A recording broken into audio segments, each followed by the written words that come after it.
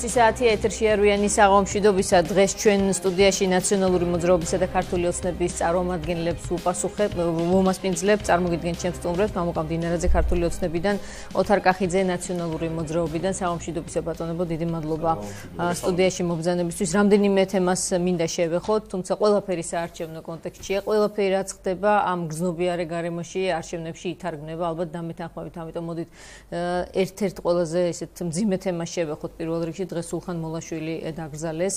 ბატონო ოთარ, პირველ რიგში თქვენთან მაგ შეკითხვა, თქვენ იურისტი ბრძანდებით, თქვენი შეფასება გაქვთ ამ კონკრეტული ფაქტის. დღეს პეტიციას აგროვებდნენ ხელმოწერით, რომ სულხან მოლაშვილის წამებაში მონაწილე პირები დაისაჯონ, აი რომ მოგიტანონ ეს პეტიცია მოაწერდით ხელს. მოგესალმებით. პირველ რიგში თემა, რომელიც ეხება ადამიანის გარდაცვალებას, არის თავისთავად უმძიმესი თემა, ტრაგიკული თემა და ახალგაზრდა ადამიანის გარდაცვალებას. მე მინდა მიუსამძიმნო მის ოჯახის წევრებს, მის მეგობრებს, მის გულშემატკივრებს ყველას. რაც შეეხება გამოძიებას, მე ვიცნობ ადამიანის უფლებათა ევროპული სასამართლოს გადაწყვეტილებას ამასთან დაკავშირებით, სადაც არის მოცემული აღწერილობა თავად აპლიკანტის მხრიდან ფაქტების ჩამონათვალი და იქ ამბობს, რომ სამი დაუდგენელი პირი შევიდა მასთან დაწესებულებაში. ამ პირების ვინაობას ვერ აკონკრეტებს. თავად აპლიკაციაში ესე არის მოცემული. შემდგომ ეს აპლიკაცია დასრულდა ისე, რომ სახელმწიფომ მოცნების ხელისუფლების მოსვლის შემდგომ მასთან მორიგება განახორციელა და ამდენი ხნის განმავლობაში, როგორც ვიცი, გამოძიება წინ არ წასულა. მე ყოველთვის მივესალმები იმას, რომ პასუხგაუცემელ კითხვებს გაეცეს პასუხი და გამოძიება ჩატარდეს და ყველა ლეგიტიმური კითხვა დარჩეს, ასე ვთქვათ, ნათელი და არ იყოს ეს ბურუსით მოცული და არ იყოს წლების განმავლობაში ამაზე მითქმა-მოთქმა და საუბარი. ამიტომ პეტიციას იმასთან დაკავშირებით, რომ დაისაჯონ ისინი, ვინც აწამან სულხან მოლაშვილი, მე ხელს არ მოვაწერდი, ვინაიდან თავად ასეთ ფაქტს ჯერ ადგილი არ ჰქონია გამოძიების თანახმად. გამოძიებას მივესალმები, რომ უბრალოდ სპეკულაციები შეწყდეს ამ თემაზე და გამოძიება თუ დაადგენს პირების ვინაობას და თუ დაადგენს თავად წამების არსებობის ფაქტს, ბუნებრივია, მივესალმები და მოვითხოვ იმ პირების დასჯას კანონის სრული სიმკაცრით, ვინც მონაწილეობდა სულხან მოლაშვილის ან ნებისმიერი საქართველოს მოქალაქის წამებში. აი, როდესაც ვთქვამთ, რომ წამების ფაქტებს დადგენა ჭირდება, ის რაც თქვა სტრასბურგის სასამართლომ, რომ ადამიანებს ღირსების შემლახავი მოპყრობა წამების მიმართულებითაც ასევე დაუშვებელია და ეს იყო სულხან მოლაშვილის კონტექსტში ნათქვამი უკვე არნიშნავს, რომ ფაქტები არის მიღებული როგორც რეალობა. არა, ცხადი არ ნიშნავს? არ ნიშნავს. არა. ანუ აქ ჩვენ უნდა განვასხვაოთ ერთი ამოწმებაც უწოდებენ ამ დღეებში მას ძალიან ხშირად. არასწორად არ აღიქვამთ. არასწორად უწოდებენ. ანუ არ აღვიქვამენ, გამოძიებამ უნდა დაადგინოს. გამოძიება უნდა დაადგინოს A, რომ იქ განხორციელდა წამება, შემდგომ B, უნდა დაადგინოს პირები, ვინც ეს წამება ჩაიდინა. ანუ თუ წამების ფაქტი არ დადგინდა, პირებსაც ვერ ვისაუბრებთ. თუ წამების ფაქტი დადგინდა, უკვე ვისაუბრებთ პირებზე. ესე ფოტოები ნანახი გექნებათ. ფოტოები ნანახი არ მაქვს, მე მაქვს მე ვიცნობ ბატონი შალვა შავგულიძის განცხადებებს ამასთან მიმართებაში. აქ არის ერთი ვერსია, რომელიც არის თვით დაზიანებებზე საუბარი, არის ვერსია, რომელიც არის საუბარი დაზიანებებზე, რომელიც გარეშე პირმა მიაყენა. ამის არსებობს გამოძიება, რომ ეს დაადგინოს და გადაამოწმოს. სტრასბურგის სასამართლოს ამ შემთხვევაში ეს არ დაუდგენია. იქ კიდევ ერთხელ მაყურებელმა რომ იცოდეს, სახელმწიფომ მორიგებით დაასრულა მხარესთან დავა და შემდგომი ეტაპი არის ამ საქმის გამოძიება. გამოძიებას, რა თქმა უნდა, მივესალმები, რომ არ უნდა იყოს წლების განმავლობაში საუბარი იმაზე, აწამეს, არ აწამეს, გამოძიება უნდა და ჩატარდეს და დაიდოს მასალები. ვადლობთ, აი თქვენს ოპონენტს ამ შემთხვევაში ხელისუფლების წარმომადგენლს ბატონ მამუკას მინდა ამ თემაზე ვკითხო და რა თქმა უნდა ისიც ვკითხო, არის თუ არა მისი გუნდის პასუხისმგებლობა ის, რომ დღეს ჩვენ ამ თემაზე ვსაუბრობთ და პასუხაუცემელია შეკითხვები. მე პირველ რიგში მთელი პასუხისმგებლობით მინდა გითხრათ, რომ ძალიან რთულია, როდესაც ამ თემაზე ვსაუბრობ პირადად ჩემთვის, იმიტომ რომ 2004 წელი ჩემთვისაც ისეთ დრამატული წელი იყო. აპრილში ჩვენი ძალიან ცნობილი ამბავი ბათუმელი სტუდენტების სახლში გაშვების გულის, უდანაშაულო ხალხის სახლში გაშვების გულის ჩვენ დაგავკავეს, ერთ თვეში მოხდა შემდეგ ბატონის სულხანის დაკავება. მე მას ვიცნობდი, მაშინ ძალიან კარგად არ და შემდეგ მისი გათავისუფლების შემდეგ გავიცანი და ჩემთვის ძალიან ისეთი მომენტი არა, ანუ სენსიტიურია ძალიან დღეს ვიყავი დაკრძალვაზე, რამდენიმე 1000 ადამიანი მომტირალი ნახე ასე ვთქვათ და იურიდიულ ნიუანსებს აქ ხანდახან არის მომენტები, რომ მნიშვნელობაც კი აღარ აქვს, იქიდან გამომდინარე, რომ ჩვენ ყველამ ვიცით ის ფოტოებიც ნანახი გვაქვს.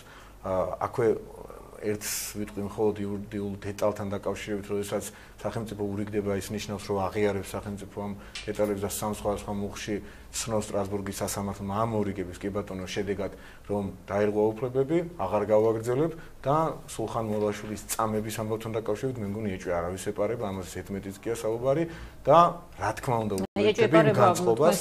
კი ბატონო ეს ახლა მისი უფლება, თუმცა მე უერთები განწყობას. რა წერია სტრასბურგის დასკვნაში თქვენი ინტერპრეტაციით, იმიტომ რომ როგორც წესი ყველაფერი ამ ქვეყანაში იკითხება საკუთარი ინტერპრეტაციით. საკითხთან დაკავშირებით, მათ შორის წამების საკითხთან დაკავშირებით, რას დააყენა მოსარჩენო მხარემ, დაკმაყოფილდა და იმიტომ რომ მოურიგდა სახელმწიფო მართალი ბრძანდება ამ შემთხვევაში.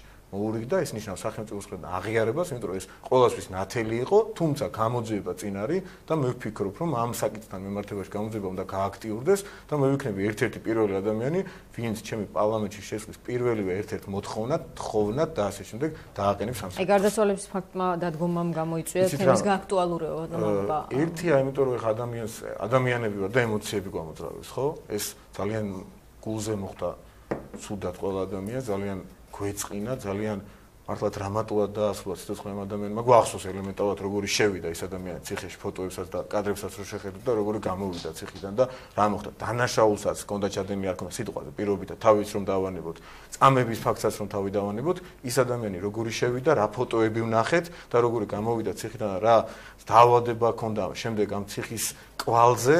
ყველამ კარგად ვიცით ხომ? ყველაზე რბილად ასე შემიძლია თქვა, იმიტომ რომ ვინმე მარდამამრავლებს რომ ადამიანის გარდაცვალებით რაღაცნაირად манипуლირებ და ვიყენებ ამას.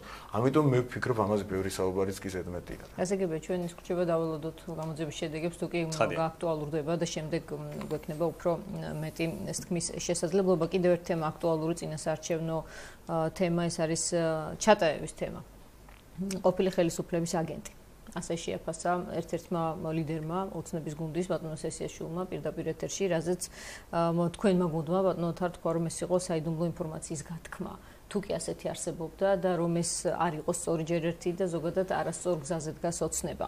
რისი თქმა შეგიძლიათ, რა ფუნქცია ჰქონდა ჩატაევს, რომელიც არის დასახელებული ორგანიზატორთა შორის სტამბოლის ყველაზე დიდი ტერაქტის ბოლო კვირის, რა ურთიერთობა ჰქონდა მასთან ნაციონალურ მოძრაობას? თუ შეგიძლიათ გითხრათ ზუსტად. ნაციონალურ მოძრაობას არის პოლიტიკური პარტია. დიახ.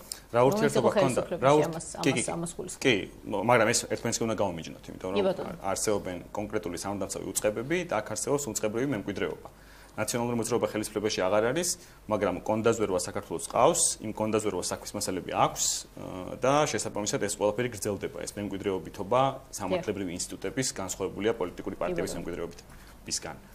ჩატაევის შემთხვევაში ჩვენ სესიაშვილის განცხადებამდე მოვისმინეთ გიალორ ქიფანიძის განცხადება და ამ საქმის ნაწილი არის გასაიდუმლოებული და გრიფიადევს, მაგრამ ჩვენ ვიცით რომ ხელისუფლებამ ჩატაევი გაუშვა მოლაპარაკებაზე, იმიტომ რომ ხელისუფლებასთან თანამშრომლობდა ჩატაევი. ანუ ვერ გაუშვებდა ჩატაევი რომ არ თანამშრომლობდეს სამართალდამცავ უწყებასთან, მას სამართალდამცავი უწყება ვერ გაუშვეს მოლაპარაკებაზე. ეს მარტივი ჭეშმარიტება, ხო? ანუ მანამდე ლაფანყურის დროს, კი, ანუ ეს ადამიანი იყო რეკრუტირებული შესაბამისი სპეციალური სამსახურების მხრიდან. ამის რაღაც სენსაციად გასახება რამდენად სწორია, არ ვიცი, ჯერ მანამდეც იყო ეს ამბავი ცნობილი. მეორეც ეხა, მამუკა ამ შემთხვევაში იურისტია და ძალიან გამოცდილი იურისტია, მათ შორის პოლიციაში მუშაობის გამოცდილებაც აქვს, ჩვენ საერთო მეგობრებიც ყავს, რომელთაც მამუკა მუშაობდა.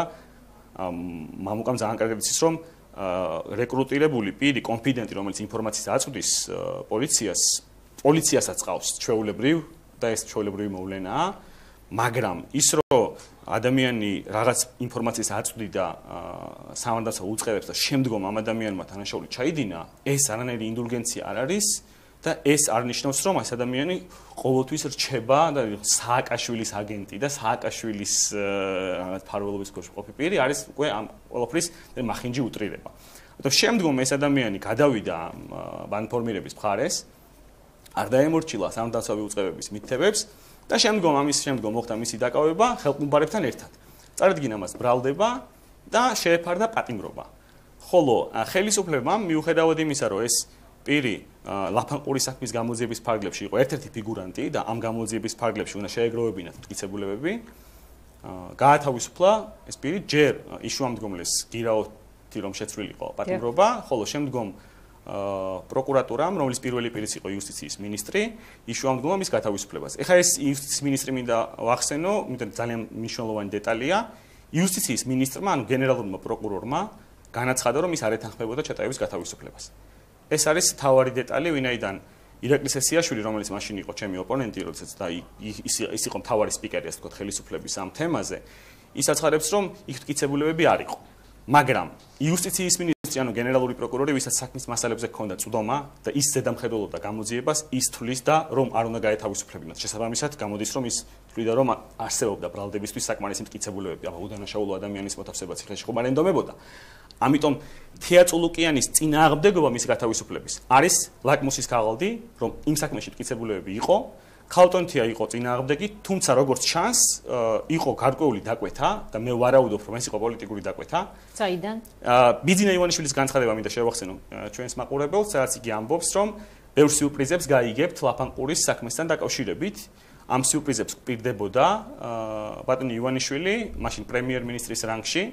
და შემდგომ უკვე გამოძიება როგორც მიმდინარეობდა მოწმეების ზეწოლის მიმართულებით ჩემს ხელსაყრელი ინფორმაციით და რამდენიმე პირი და ახლაც ვრცელდება პრესაში ინფორმაცია, რომელიც გამოძიება უნდა გადაამოწმოს, აცხადებენ გარკვეული პირები, რომ უშიშროების თანამშრომლები ახალი ხელისუფლების ცრუ ჩვენებების მიცემაზე დაყოლებას ცდილობდნენ. მოკლედ, რომ შევაჯამო, აქ არის ორი მთავარი გარემოება, ერთი რომ გენერალური პროკურორი თვლიდა, რომ პირი არ უნდა გათავისუფლებულიყო, ანუ მტკიცებულებები არსებობდა, ერთი.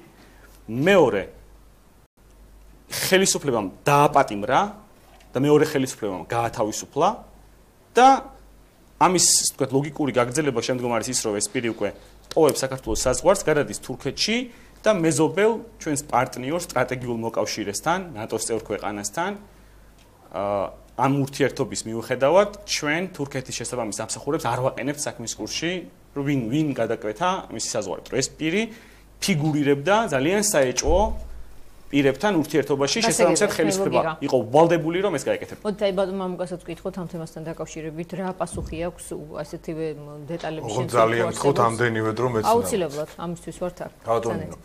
აქ თქვათ ასე არ არის საქმე, როგორც ბატონი ოთო წარმოაჩენს. პირველი პოლიციაში მე არ მიმუშავე, დღესაც იყო კამათი და არ მეთაკილება ნამდვილად პირიქით პოლიციელი მეგობრები მიყავს, საგამოძიებო სამსახური, მაშინ უბრალოდ შინაგან საქმეთა სამინისტროს ქუდის ქვეშ იყო, შემდეგ ტეღანას თქვი დაგვაკავეს უკანონო, წელიწადნახევრიანი დავის შემდეგ გავმართით, მორალური ზიანიც კი დააკისრეს ნაციონალური მოძრაობის წარმომადგენლებს, მაშინ ჩვენთვის ანაზღაურების სახით. და ასე შემდეგ. საგამოძიებო სამსახურში დავანებოთ ამას თავის მუდმივად რატომღაც ცუდი რაღაც გონიათ პოლიციელობა და მეუბნებიან რომ პოლიციაში იყავი და ასე შემდეგ და ჩემგან იმედია არ აქვს მნიშვნელობა, მაგრამ მაინც ისე საერთო მეგობრებს გავუსვი ხაზი და მე ამაყება ზოგადად პოლიციელების მეგობარი რომ პრობლემა არ არის. მეორე, რაც შეეხება ჩატაევის თემას. ჩატაევის თემასთან დაკავშირებით ჩვენ ამ დღეების განმავლობაში ბევრი ინფორმაციას ვისმენთ. მე ბევრიც არ ვიცოდი და შეიძლება ბევრი ახლაც არ ვიცი, მაგრამ რაც ვიცი, იქიდან გამომდინარე მოგახსენებთ რომ ეს ადამიანი, აი ისტორია იყო ასე. ეს იყო პიარ ღონისძიება, ეს იყო აგენტის თუ მასთან უბრალოდ ისე საიდუმლო კავშირზე, უბრალოდ საიდუმლო კავშირზე მყოფი პირის გამოყენება გარკვეულ საქმეში და შემდეგ რაღაცა პრობლემა გაუხდათ. ეხლა როგორ მოხდა ეს ყველაფერი? 13 წელი როგორც ვიცი, ეს ადამიანი იმალებოდა ავსტრიაში, თუ არ იმალებოდა, ყოველ შემთხვევაში როგორც რუსეთის წარმომადგენლები ამბობენ, ისინი ცდილობდნენ რომ მათ წაეყვანათ რაღაც კონკრეტულ თემასთან დაკავშირებით ედავებოდნენ, შემდეგ დააკავეს უკრაინაში. უკრაინიდან ჩემთვის როგორც იურისტად ძალიან საეჭვოდ მოხდა ამ ადამიანის საქართველოში გადმოყვანა. მაგალითად ერთ-ერთი მეთოდი მე ეჭვმიჩნდება რომ არის სესიაშვილმა ბრძანა იმ დღეს ბატონმა ირაკლიმ რომ საქართველოშიო ედებოდა განსაკუთრებით მძიმე დანაშაულში მკვლელობაში ბრალიო, ანუ კითხვა ისმება, პირველი კითხვა, ხომ არ იყო ეს გზა იმისათვის რომ თუ უკრაინაში ნაკლებად მძიმე დანაშაული ქონდა, ან შედარებით ნაკლებად მძიმე დანაშაული ქონდა, ვიდრე საქართველოში იყო, ხომ არ გახდა ეს იურიდიული ნიუანსია. საქართველოში გადმოყვანის მოთხოვნის საქართველოს მიერ საფუძველი და შემდეგ აღმოჩნდა რა. ანუ ნაციონალური მოძრაობის მმართველობის პერიოდში ეს ადამიანი როგორც ჩანს ქართველმა სამართალდამცავებმა პირველად მაშინ გაათავისუფლეს და შემდეგ არ ვიცი ხა ეს აგენტის ფორმით იყო თუ უბრალოდ მეგობრობდნენ ბჭყალებში მათ რაღაცა დაკვეთებს ასრულებდა. ამის შემდეგ ხდება ლაფანყურის ოპერაციაში მისი უკვე აღმოჩენა. აქ თუ ეხა ოთოს ვეღარ დავეთანხმები ბევრ რამეში. აქ თუ მოხდა ისე, რომ გადავიდა მეორე მხარეს 9 დღის უკაცრავად და ნახოხიალები ადამიანი ბჭყალებში ისე რომ აღმოჩნდა ორი ხელყუმბარი და ამის გაზიარებაზე გვეუბნებიან და გველაპარაკებიან, უნდა დავიჯეროთ ჩვენ და გამოძიებასაც თურმე უნდა დაეჯერებინათ 9 დღის განგრენიანი ადამიანი ორ ბომბთან ერთად, ხელყუმბარასთან, ეგრეთ წოდებულ იმოკასთან ერთად იყო და ამ დროს თურმე მათ იქვე კონდათ საფუძველი იმ ბრალის წარდგენისათვის, თუ გადავიდა იქ რამდენიმე ადამიანი, რამდენიმე სპეცნაზელი მაინც ხომ იმყოფებოდა, ვინც სროლა აუტეხა, რომელიც ელემენტარულად ორი კაცი მაინც ჩვენებას მიცემდა, რომ ეს გადავიდა მეორე მხარეს და წაეყენებინა სხვა კვალიფიკაციით ბრალი. ეს არ მოხდა. ეს ნიშნავს, რომ დღევანდელი არგუმენტია და არა მაშინდელი რეალობა. თუმცა თუ ეს ასე იყო, მე არ ვიცი, შეიძლება ასეც იყო. მაშინ კითხვა, რატომ არ მოხდა მისთვის ყისიერად ამ ბრალის წაყენება და რატომ აღმოჩნდა ისე, რომ ქართული ოცნების ხელისუფლება მოვიდა, ორი თვე ჰქონდა წინ და ორი თვის განმავლობაში აღმოჩნდა მხოლოდ ერთი კვალიფიკაცია, ცეცხლსასროლი იარაღის შეძენა შენახვა ტარებისათვის პასუხისგებაში მიცემული ადამიანი. და ისიც ისეთი ბრალით, რომ მტკიცებულებებს იმდენად უჭირდა, ეს არის იურისტების ტერმინი და განმარტავს საზოგადოებისათვის, რომ როდესაც შეიძლება ადამიანი დამნაშავეც იყოს, მაგრამ მტკიცებულებების, მოგროვების, მტკიცებულებათა შეკრების და დამაგრების ნაწილში პროცესუალური დარღვევა იყოს ისეთი, რომ იძულებული იყოს პროკურორი გაათავისუფლოს, ან არ იყოს მტკიცებულებები, ან მოწმეები, რომელიც ადასტურებენ კონკრეტულ ფაქტს, ცვლიან ჩვენებას. შესაბამისად, ბოდიში ვამთავრებ. აი, მინდა რომ უბრალოდ ვკითხოთ, რომ აი ესეც დავიზუსტოთ. წულკენის კომენტარი ახსენა ბატონმა ოთარმა. მას ჰქონდა როგორც ჩანს ეჭვები თქვენი ოპონენტის მოსაზრებით, მოусმინა რა იუსტიციის მინისტრს. აი, რა ტიპის ეჭვები ჰქონდა? ამ საკითხით სპეკულება არ შეიძლება და რატომ? ყოველთვის, როდესაც აი მე ჩემი გამოძიების პრაქტიკა ამაში მადგება ბატონო ოთარ, ყოველთვის, როდესაც არის კვალიფიკაციაზე, პირის თქვათ ბრალდების მოხსნაზე საუბარი, ყოველთვის კამათია, შიგნით უწყებაში არის ხოლმე კამათი. ერთი პროკურორი არ ეთანხმება, ქვედა დონეზეც კი. მეორე პროკურორი ამბობს, რომ იცით რა, ერთი ადამიანის ჩვენებით, როდესაც მტკიცებულებათა ერთობლივება არ არის და არის ერთი პირდაპირ და მეორე არაპირდაპირ ჩვენება, თქვათ, მოდი დავტოვოთ პასუხისგებაში, მაგრამ როგორც ჩანს იმ პერიოდში გადაწდა, რადგან ამ ადამიანის მიმართ არ იყო შესაბამისი მტკიცებულებები, დემოკრატიის სტანდარტის, მტკიცებულებათა მოპოვების სტანდარტს აღარ იყო ისე ვთქვათ, 2012 წლის ოქტომბრამდე სტანდარტი იყო აბსოლუტურად სხვა. 2012 წლის ოქტომბრის შემდეგ სტანდარტი გაიზარდა, მოთხოვნები გაიზარდა და თუ არ იქნებოდა მტკიცებულებათა ერთობლივება ვერ განაარჩევდა. ვერ დამაგრებდნენ მტკიცებულებებს და ვერ დატოვებდნენ პასუხისგებაში. სტამბოლის ტერაქტში თუ კი ის აღმოჩნდება, რომ იყო დამკვეთი მთავარი, მე მგონი ჯერ ეს ასე არ დადასტურებულა, ხო? ჯერ დადასტურებულა, მაგრამ მოიხსენიება ძალიან ისეთი სერიოზული წყაროების მხრიდან.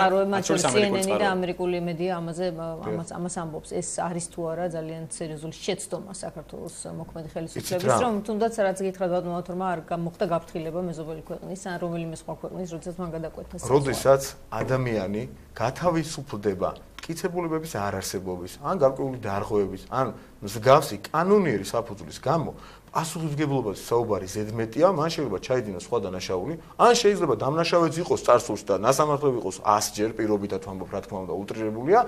ამ ადამიანს თუ არ დაუმტკიცდა და შესაბამისი მტკიცებულებების მოპოვება თუ ვერ მოახერხეს 2012 წლის ოქტომბრამდე ვინც იძიებდა ამ საქმეს, მაშინ იმათ პასუხისმგებლობაზე უნდა ვისაუბროთ და სამართლებრივი საკითხი მიდგომა იყო ამ კონკრეტულ რა თქმა უნდა ერთი უნდა დავამატო აუცილებლად ბატონინო არ არსებობს რომ ამ თემას გვერდი აუვაროთ. ამის შემდეგ ბატონმა ოთარმა ამ ეთერშიც უკვე თქვა რომ ეს იყო გარკვეული პირი რომელიც ურთიერთობაში იყო სამართალდამცავებთან. შემდეგ უბრალოდ მანამდე თქვენი მომხრეები, არასამთავრობო ორგანიზაციები, ნაციონალური მოძრაობის წევრები ამბობდნენ, რომ აქ ხომ არ არის სახელმწიფო საიდუმლოების დარღვევასთან საქმე და ამაზე აუცილებლად პასუხი უნდა გავცე. როდესაც ეს არის ძალიან ისეთი მნიშვნელოვანი იურიდიული კაზუსი. როდესაც ამ საიდუმლოების დარღვევაზეა საუბარი, მაშინ უნდა გავითვალისწინოთ აუცილებლად სისხლის სამართლის კოდექსის შესაბამისი კვალიფიკაცია რომ შედგეს, რა უნდა ერთოდეს, რა სხვა გარემოებები უნდა ერთოდეს ამას.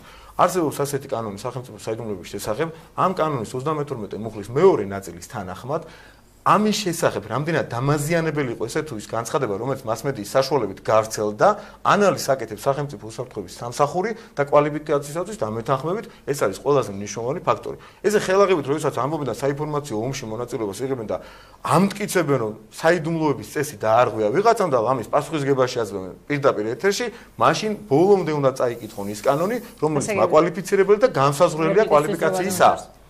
კი, ორი მომენტი უნდა აღნიშნო. პირველი არის იუსტიციის მინისტრი არ იყო რიგითი პროკურორი, რომელიც ეწინააღმდეგებოდა რაღაც. ეს იყო პროკურატურის პირველი პირი. მისი მითითებები იყო სავალდებულო ყველა ქვემდგომი პროკურორისთვის. თავარი პროკურორი დაწყებული, დასრულებული იმ რიგითი პროკურორით, ვინც ჩატაევის საქმეზე უჭერდა მხარს სახელმწიფო ბრალდებას. ამიტომ თუ გენერალური პროკურორი თვლიდა, რომ მტკიცებულებები იყო, მისი სიტყვა იყო კანონი, მაგრამ ამიტომ ვარაუდობ, რომ პოლიტიკური ზეწოლა იყო მასზე, იმიტომ რომ მას ვერავინ ვერ შეაცვლევინებდა კანონით ამ აზრს. ეს ერთი. მეორე. ბატონმა თქვა, რომ მოწმეებს შეაცვლევინეს, მოწმეებმა შეცვალეს ჩვენებები. თუ შეცვალეს შემდგომ ჩვენებები, ეს მართლაც ასეა ამ საქმის მიხედვით, იმიტომ რომ ადამიანი იყო დაკავებული, იყო დაკავების ჩხრეკის ოქმი შედგენილი, მოწმეებმა აჩვენეს, რომ აქ იყო ხელყუმბარები, შემდგომ მოწმეებმა და დავალება იყო, როგორც სესიაშვილიდან გავიგეთ უკაცრავად. შემდგომ მოწმეებმა შეცვალეს ჩვენებები უკვე ახალი ხელისუფლების დროს. რა იყო ამ ჩვენებების შეცვლის მოტივატორი? ეს სხვა საკითხია. ეს ნამდვილად გამოძიების საკითხია. ამ საქმის გამოძიებას რატო იყო წულუკიანი წინააღმდეგი, ვინ გადაათქმევინა მას ეს წინააღმდეგობა, როგორ გადაილახა მის წინააღმდეგობა, შემდგომ ამ ჩვენებების მოპოვება როგორ მოხდა, ეს არის გამოძიების საგანი.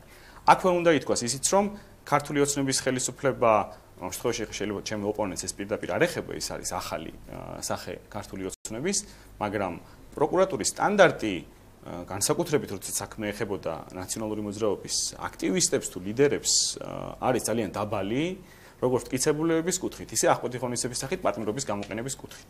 და საერთოდ სხვა მიზნებითაც იყენებენ პატიმრობებს და არა იმ მიზნით, რასაც ითვალისწინებს საქართველოს კანონმდებლობა. ამიტომ აქ ამ გულწრფელობაშიც თვითონ ხელისუფლებას ჩვენ ვერ დაუჯერებთ, იმიტომ რომ მე ვთვლი, რომ მათ ძალიან სუსტი საქმეებიც კი წაუღიათ. ესეთ სენსიტიურ საქმეზე განსაკუთრებული ყურადღება და სიფრთხილე უნდა გამოეჩინათ. ხა ბოლო თემა, რომელიც აუცილებლად უნდა აღვნიშნო სახელმწიფო საიდუმლოების შესახებ, ხა ჩვენ მაყურებელს ალბათ არ აინტერესებს ეს მუხლები, როგორ არის ჩაწერილი, მაგრამ იმ დეტალებში ინტერესებდეს რომელიმე დეპუტატი, მაგალითად ირაკლი სესიაშვილი, რომელიც თან პოზიციას იკავებს პარლამენტში, არ გოს თუ არა ამ ტიპის. ხო, ირაკლი სესიაშვილი ზედმეტ დეტალებში შევიდა აშკარად. როდესაც საუბრობდა მის ოპერატიულ პასპორტებზე და მის საზღვრის კვეთებზე და ასე შემდეგ, ხა მამუკა ამეთანხმება გერმანისტია ირაკლი სესიაშვილი. მამუკა მდინარეზე შესწომა არ მოუვიდოდა, რომ არ შეიძლება ესეთ დეტალებში შესვლა, იმიტომ რომ რა დავალებებს ასრულებდა ხელისუფლების და რომელ საზღვრებს კვეთდა და ოპერატიული პასპორტი და ასე შემდეგ როგორ ქონდა, ეს არის უკვე იდენტიფიცირების საშუალებას იძლევა.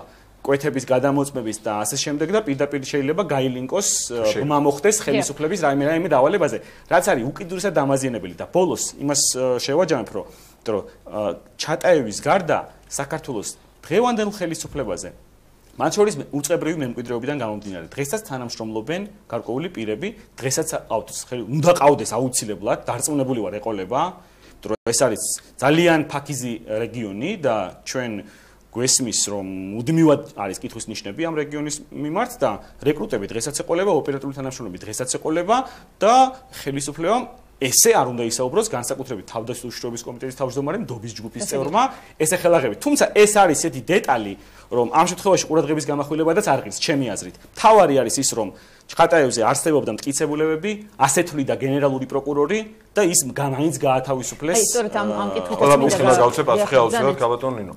პირველი, ბოლოდან დავიწყებ, იუსტიციის მინისტრის ასეთი აზრი თუ არსებობდა, მას აუცილებლად წერილობით მითითება უნდა მიეცა და ეს კი ბატონო სავალდებულო იქნებოდა და ამ შემთხვევაში პროკურორი თუ მისი დაქვემდებარებული სხვა პროკურორი რიგით, რომელიც პროცესზე გამოდიოდა, ვერ შეწყვეტდა სისხლის სამართლებრივ დევნას ამ პირის მიმართ. ასეთი რადგან კი ბატონო ხო ასეა, რადგან ეს ასე არ გააკეთა იუსტიციის მინისტრმა, ეს ნიშნავს, რომ ის ან დაარწმუნეს ამ საკითხთან მიმართებაში, ან დავიეჭვიანოთ იგივე რასაც უთო აქვს. ამ შემთხვევაში უთოს ვერ დავეთანხმებ, იმიტომ რომ როდესაც ადამიანი ასე თამამად გამოდის და საუბრობს, რომ მე წინააღმდეგი ვიყავი, მაგრამ იგივე გადაწყვეტილება მივიღეთ, ის იმას ნიშნავს, რომ თუ რაიმე სახის პოლიტიკური ან სხვა სახის ზეწოლა იყო, ამას დღესაც ვერ იტყოდა, ხო, ბუნებრივი ამბავია. თავარ პროკურორს გადააბრალა. არა, თავარ პროკურორს კი არ გადააბრალა, თავარ პროკურორმა როგორც ჩანს დაარწმუნა ეს ადამიანი, თეატრ ლუკიანზე მაგ საუბარი, რომ მტკიცებულებები არ არსებობდა ამ საქმეში და თუ მტკიცებულებები საქმეში არ არის, კიდე ერთხელ ვიმეორებ, როგორ არის, თუ მტკიცებულებები, ოთარ, თუ მტკიცებულებები თავარ პროკურორმა მიიღო გადაწყვეტილებაო, რომელსაც იგი არ ეთანხმებოდა. კი ბატონო, ბოლომდე არ ეთანხმებოდა, მისცემდა წერილობით მითითებას ეს ვიცით. აი ეს რატომ არ გააკეთა უკვე არ ვიცი. კი ბატონო, რატომ არ გააკეთა, სწორედ ამაზე საუბრობდი და ჩამოვიდა.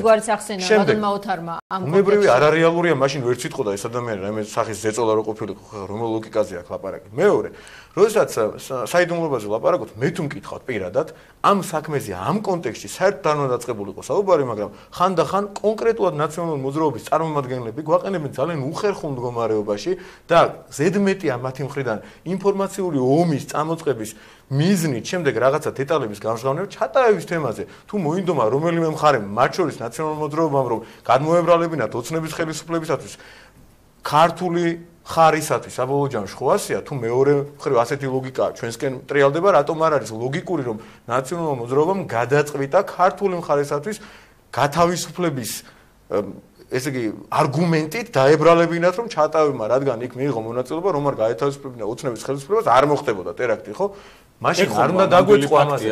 არ არის ასე. ოცნების ხელისუფლება გაათავისუფლება. სხვა გზა არ ქონდა.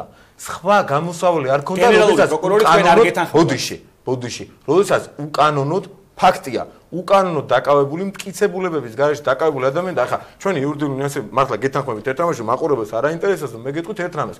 9 დღის განმავლობაში წეღანას თქვი, როდესაც ადამიანმა იხოხა განგრენა დაემართა ფეხზე და 2 ერგედე უკაცრავად ამისათვის, რომ ერგედეთ მოიხსენებოდა, ლიმონკა ქონდა ჯიბეებში ჩაწყობილი და ამით მიხოხავდა, ეს თუ რეალური და გასაზიარებელი იყო ყველა მტკიცებულებას თავი დავანებოთ, ნუ ამაზე ახლა მაყურებელი გაიჭის.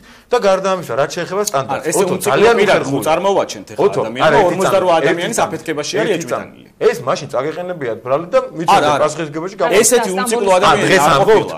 იქ თუ გადავიდა საწყალი არ იყო, არა. ხელმძღვანელები კი არა, უარესი აქვს გაკეთებული, როგორც არ გაწყვეტინებთ. მე თქვენ არ გაწყვეტინებთ. აქ არის საუბარი იმაზე. თუ ის ადამიანი გადავიდა ტერორისტების ხარეს, მისი ბრალის წაყენებას ამაში არაფერი არ უნდოდა. ან დამალა ვიღაცამ, მაშინ ეს ფაქტი, ან არ წაუყენა მტკიცებულებები არ ქონდა. აქვე არის ის არგუმენტი, რომ თუ მტკიცებულებები არ ქონდა, ოცნების ხელისუფლება და პროკურორი ვერაფერს ვერ უზამდა ამ ადამიანს, ან თუ დარღვევით იყო მოპებული. ეს ერთი და რაც შეეხება სტანდარტს. ოთარ, როგორც მე მითხარით, რომ ახალი სახე ვარ, მე მიუხედავად ამისა, ყველა ნაბიჯზე პასუხისმგებლობას ვიზიარებ, ასე რომ არ იყოს, მე ამ გუნდში ვერ მოხდებოდი, თქვენც უნდა გაიზიაროთ პასუხისმგებლობა და თან ადეიშვილის მოადგილე იყავთ. სტანდარტზე ძალიან დიდი ბოდიში ყოველას წინაშე, მაგრამ უხერხულია საუბარი რატომ? მე მახსოვს საქმეები, ბევრი შემიძლია მოგიყვეთ, ახლა არ მინდა მაყურებელი გადავღალო, სადაც ერთი მოწმის ჩვენებით განაჩენები დგებოდა არათუ ის წინა სასამართლოს სტანდარტი, რომელსაც ვთქვათ ვარაუდის საქმეა, შორს რა თქმა უნდა ვერაფერს საქმეა. ერთი მოწმის ჩვენებით არის განაჩენები. მაგას შემოვინა ჩავყვეთ, გარკვეული უხერხული მომენტები იქნება, ამაში ვერ გავაგრძელებთ, იმიტომ რომ სტრასბურგის გადაწყვეტილებებზე გადავალთ და შემდეგ უნდა მთელი ეთერი დავუთმოთ, მე ჩემი აზრი მაქვს არ დარღვევას და ორ დარღვევას. მაგრამ აქ არის საუბარი იმაზე, მაგალითად ერთ-ერთ ვიტყვი, მცხეთელი გოგონა სახელსაყრელს, რა თქმა უნდა, არ დავასახელებ, რომელიც საცურა კოსტიუმით ჩამოიყვანეს მთავარ პროკურატურაში, აძალებდნენ ჩვენების მიცემას და ერთი ადამიანის ჩვენებით განაჩენი დადგა 8 წელ ნახევარი ქრთამზე მე ვიყავი ადვოკატი, მიუსაჯეს და იმ ადამიანის ჩვენება რომ გასაზიარებელი ყოფილიყო, უნდა დაეჯერებინა სასამართლოს, რომ მისმა ავტომანქანამ მცხეთიდან ხაშურამდე განავითარა 350 კილომეტრის საშუალო სიჩქარე. და ამის შემდეგ მე ყველას რომ შევხვდი და უკაცრავად ესე გამოთქმის და დავანგრიე ქვეყანა, შემდეგ იცით რა, მოდი არ გავამართლებთ და პრეზიდენტის შეწყალება გაუკეთეს, უიო, რაღაცა ეს იყო გამონაკლისი, აი ძალიან დიდი პროტესტის ფონზე. სხვა საქმეებში ასეც ვერ მივახცეთ. ძალიან დიდი ბოდიში დავამთავრებ. სტანდარტზე იყო საუბარი და ამ სტანდარტზე გესაუბრებოდით. ამ ხელისუფლების პირობებში მე ჩემი პრაქტიკიდან გამომდინარე, აბსოლუტურად გულწრფელად გეუბნებით და მაყურებელს საზოგადოებას მინდა ვუთხრა, რომ გაცილებით მაღალია სტანდარტი და გაცილებით მეტია პროკურორის წინაშე მოთხოვნა გამამართლებელ განაჩენებს დაისახება ეს და მე პირადად 25-მდე ადამიანი მყავს გამართლებული 3 წელიწადნახევრის განმავლობაში, მაშინ როდესაც მსგავს ვერაფერს ვერ ვახცევდით, იმიტომ რომ იყო რეპრესიული მანქანა, რომელიც კონვეიერით ასამართლებდა ადამიანებს, ეს ბუნებრივი ამბავია. მე არ მინდა პირადად მამუკას სისხლის სამართლის საქმეებზე რამე კომენტარი გავაკეთო, უბრალოდ სისხლის სამართლის საქმეები, რომელიც ნაციონალური მოძრაობის ლიდერების მიმართ იყო, იქ იყო მტკიცების ძალიან დაბალი სტანდარტი, მე გამოვდიოდი ამ საქმეებზე, ამიტომ ეს შემიძლია ამ საქმეების დაყრდნობით თქვა.